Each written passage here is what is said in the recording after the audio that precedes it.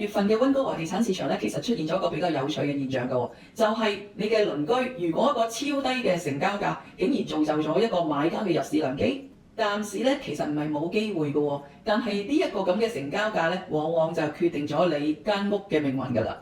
今日咧，我想用大溫嘅1月份嘅地產數據咧，同你哋講清楚，並且咧分享下啲真實個案，你個鄰居嘅 reference price 點樣幫一個買家係鎖定一個筍盤嘅。2026年嘅1月份咧，我哋總共成交咗1107套，比起2025年嘅同期咧嘅1557套咧，係下跌咗28.7%，比起10年嘅平均水平咧係下跌咗30%㗎。呢啲咧簡直係一個非常之慘淡嘅情況，並且係一個軟着陸啦。關於市場嘅氣氛咧，其實咧我想同買家好真心講一句，而家咧唔係冇買家嘅，只不過咧佢哋買嘅時候決定期咧係長咗，同埋睇嘅樓盤係多咗，同埋考慮咗係慎密咗嘅。1月份 MLS 新上盤咧有5100幾間，比起舊年同期2025年咧5500幾間咧係少咗7.3% 嘅。目前市場嘅總放盤量係12600間，係比起2025年嘅同期咧係上升咗9.9%。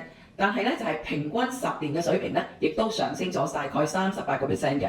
咁既然而家 supply 多咗啦，咁即係話競爭多咗啦，又喺買家少咗嘅情況底下嘅時候咧，我哋一定要好精準出價啦。咁例如一啲賣盤係比較有啲缺點嘅，例如舊啲嘅裝修啊、景觀冇咁好啊，或者位置冇咁好嘅咧，我哋就要有一個好好嘅策略同埋精準嘅出價，所以先至能夠吸引買家㗎啦。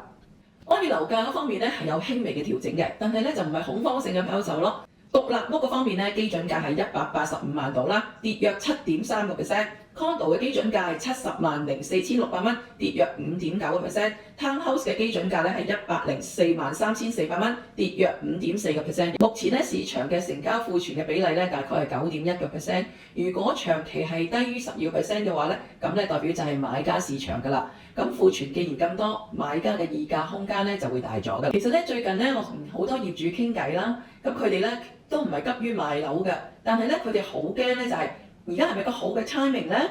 究竟會唔會賣平嗰層樓咧？究竟有咩策略咧？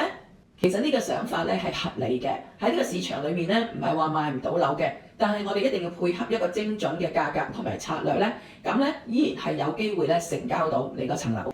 如果你個價格唔精準嘅話，放喺市場太耐嘅話咧，只係會影響你將來賣樓嘅價格嘅啫。其實咧，我有2個真實個案咧，同大家分享下嘅。咁最近咧，我有對客人咧，佢咧係第個省嚟嘅，咁佢咧就急於買樓啦，因為佢想喺呢度安居嘛。咁咧初就列治文睇下，本拿比又睇下啦。最後咧，佢哋鎖定咗列治文嘅一個 condo 啦。咁咧經過第一次 open house 之後咧，咁已經想落 offer 啦。點知落 offer 嗰晚咧，對方個經紀就話俾我聽，有3個 offer 一齊入啦。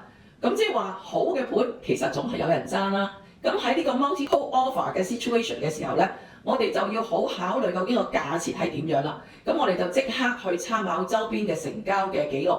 咁我哋就唔會好 aggressive 咁去出價啦，我哋會好保守咁，用一個接近佢個 asking 嘅價錢係出咗價。